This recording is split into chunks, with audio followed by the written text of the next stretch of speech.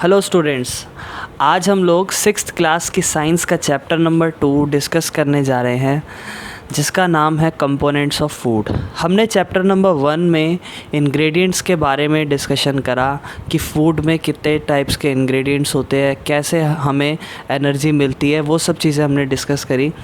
आज हम लोग सेकंड चैप्टर में फ़ूड के कंपोनेंट्स क्या होते हैं, क्या कंपोनेंट्स, कौन सा कंपोनेंट्स किस तरीके की एनर्जी हमें प्रोवाइड करता है, तो हर एक कंपोनेंट का फूड का क्या काम होता है वो हम डिस्कस करेंगे।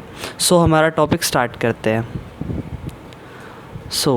सबसे पहले what do different food items contain. जो अलग अलग फूड आइटम्स है वो क्या कंटेन करते हैं। जो आप इतनी सारी फूड्स देखते हैं, डिफरेंट टाइप्स ऑफ फूड्स होते हैं, उनमें क्या होता है। We know that each dish is usually made up of one or more ingredients। हमें पता है कि हर एक डिश एक या फिर एक से ज़्यादा इंग्रेडिएंट्स से बनी होती है। ये सब हम चैप्टर नंबर 1 में डिस्कस कर चुके हैं। Which we get from plants and animals, जो कि हम प्लांट्स और एनिमल्स से प्रोवाइड करते हैं। These ingredients contain some components that are needed by our body.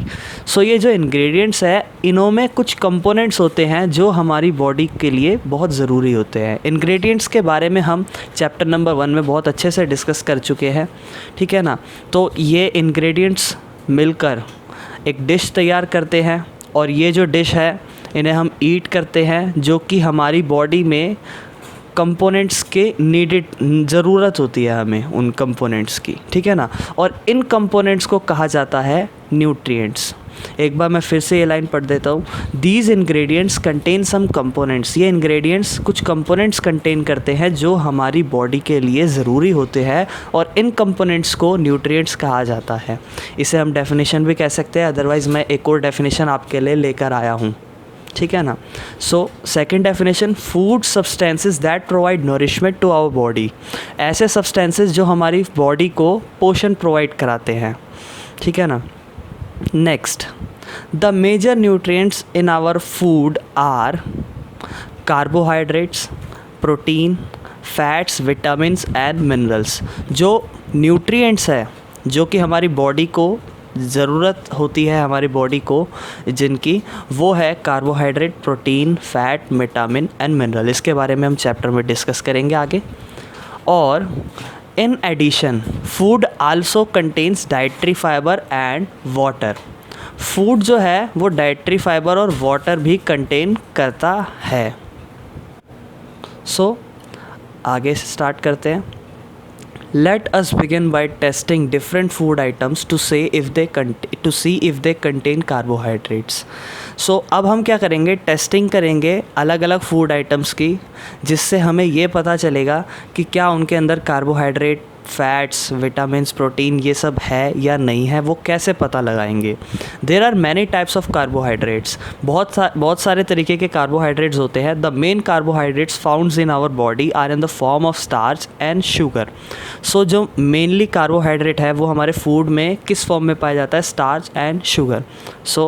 इसके बारे में हम डिस्कस करेंगे। We can easily test if a food items contain starch. अगर किसी फूड आइटम्स में स्टार्च है तो हम उसको ईज़िली टेस्ट कर सकते हैं। वो कैसे, वो हम आगे पढ़ेंगे। Test for starch. अब हम स्टार्च का टेस्ट करने जा रहे हैं। पहले हम समझ लेते हैं कि स्टार्च होता क्या है। Starch is the most common carbohydrate. इसमें स्पेलिंग मिस्टेक है, आप इसको एडजस्ट कर लेना, ठीक है ना। Starch is the most common carbohydrate in many staple foods. The major source of starch are the cereals and rice, wheats and maize. जो स्टार्च है वो बहुत मोस्ट कॉमन कार्बोहाइड्रेट है इन मैनी स्टेपल फूड्स। जो हम रोज़ाना ज़िंदगी में स्टेपल फूड्स वो फूड्स है जो हम रोज़ाना ज़िंदगी में यूज़ करते हैं, और वो हमें बताई दिया अनाज, गेहूँ, चावल, ये सब, ठीक है ना। इसका टेस्ट करें तो कैसे पता लगा सकते हैं हम कि किसी फूड में स्टार्च यानी कि कार्बोहाइड्रेट है। Take a small quantity of food items और अ रो इंग्रेडिएंट। एक छोटा सा फूड आइटम्स या फिर कोई रो इंग्रेडिएंट्स आपने उठा लेना है। Put 2 to 3 drops of dilute iodine solution on it. उसमें 2 से 3 ड्रॉप डालनी है डिल्यूट आयोडीन सॉल्यूशन की। Observe if there any changes in the colour of the food items. आपको ऑब्ज़र्व करना है उसके बाद जब आप 2 से 3 ड्रॉप डिल्यूट आयोडीन सॉल्यूशन की डालते हैं उस फूड के ऊपर, सो आपको ऑब्ज़र्व करना है कि अगर उसमें कोई चेंज आया है तो वो चेंज कौन सा हो जाता है कलर का। A blue black colour indicates that it contains starch. So अगर उसमें ब्लू ब्लैक कलर का चेंज आता है तो इससे पता चलेगा that it contains starch. So next ये हमने पढ़ा test for starch which is the part of carbohydrate. Next the test for protein. So protein का टेस्ट कैसे करें। Take a small quantity of a food items for testing. आपको क्या करना है, एक स्मॉल क्वांटिटी, वही फूड की स्मॉल क्वांटिटी उठानी है। If the food you want to test is a solid, अगर आपने जो फूड टेस्ट करना चाहते हो वो एक सॉलिड फॉर्म में है, you first need to make a paste of it और पाउडर इट। आपको उसको पेस्ट बनाना पड़ेगा, फिर पाउडर के फॉर्म में कन्वर्ट करना पड़ेगा। ग्राइंड और mash a small quantity of the food. Next put some of this in a clean test tube, और उसको जो पेस्ट आपने बनाया है उसको आपको एक छोटे से क्लीन टेस्ट ट्यूब में आपको उसको डालना है। उसके ऊपर 10 ड्रॉप्स आपको डालनी है और उस टेस्ट ट्यूब को अच्छे से शेक करना है। Now using a dropper add 2 drops of solution of copper sulfate solution of caustic soda। Next आपको क्या करना है, 2 ड्रॉप डालनी है solution of copper sulphate solution of caustic soda की टू द टेस्ट ट्यूब में, उसी टेस्ट ट्यूब में जिसको आपने शेक करा होगा। 10 ड्रॉप्स वाटर की डालने के बाद आपको 2 ड्रॉप डालनी है ना।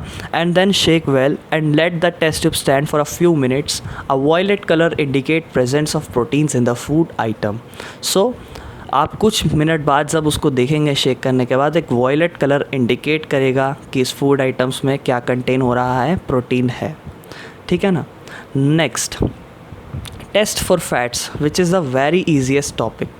किसी भी आपको आइटम फूड आइटम में पता लगाना है कि फ़ैट कैसे है, वो आप अपनी नॉर्मल लाइफ में बहुत बार देख लेते हैं। So take a small quantity of food item, wrap it in a piece of paper and crush it.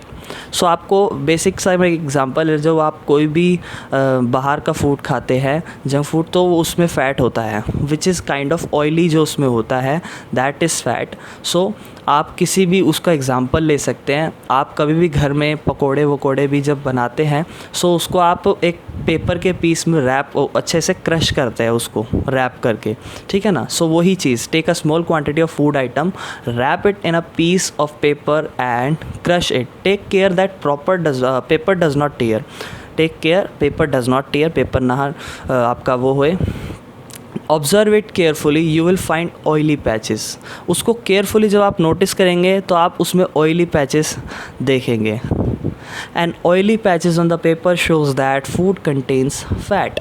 सो एक ऑयली पैच जो है वो बिल्कुल ईजिली शो कर देगा कि इस फूड में फ़ैट है, ठीक है ना।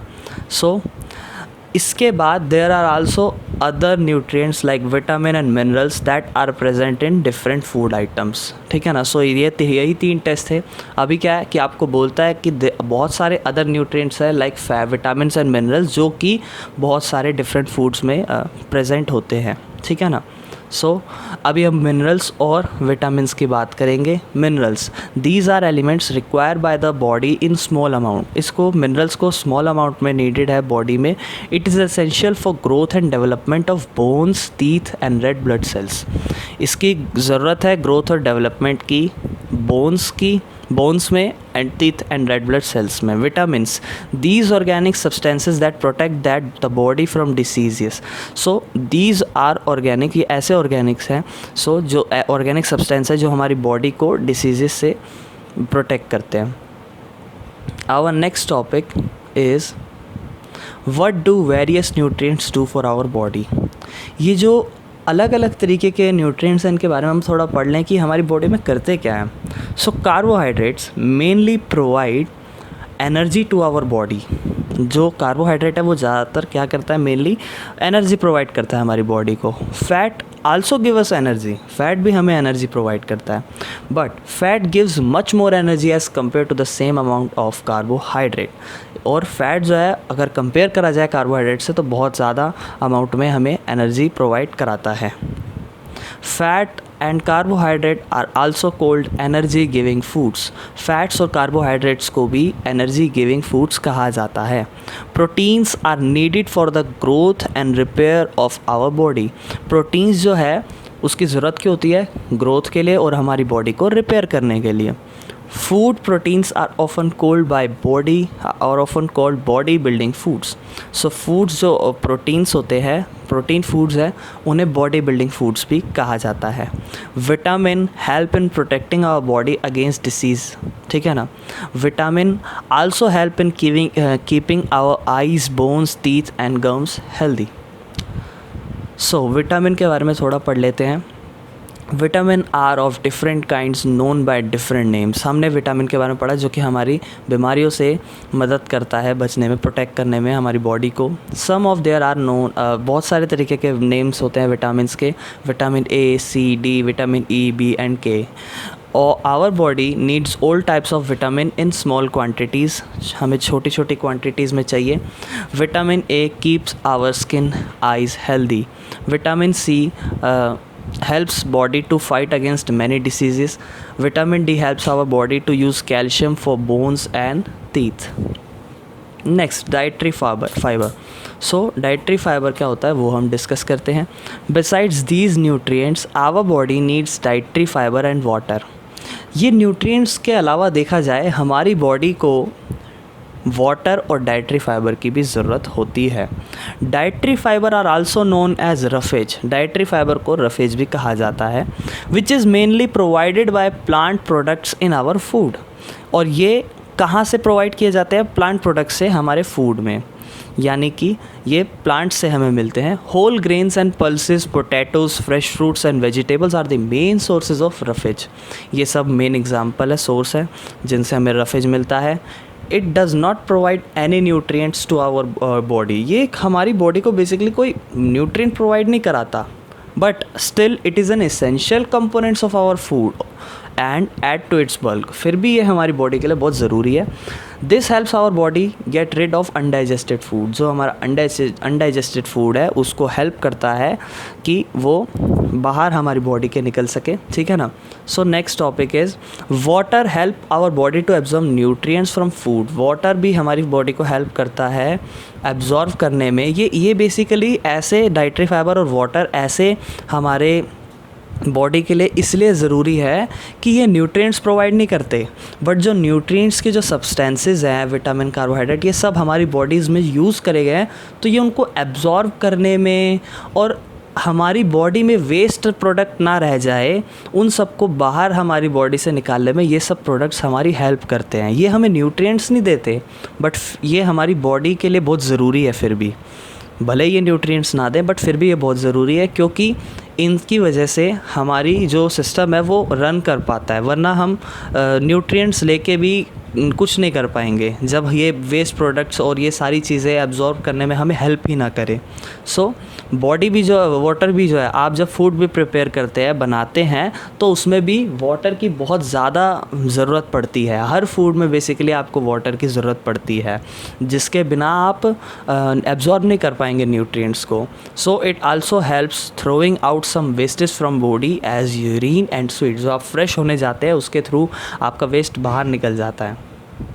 बैलेंस डाइट वो चीज़ जब आप न्यूट्रिएंट्स को प्रोवाइड कर रहे हैं एक बेसिक वे में, एक बेसिक मैनर में। For growth and maintenance of good health our diet should have all the nutrients that our body needs in right quantity.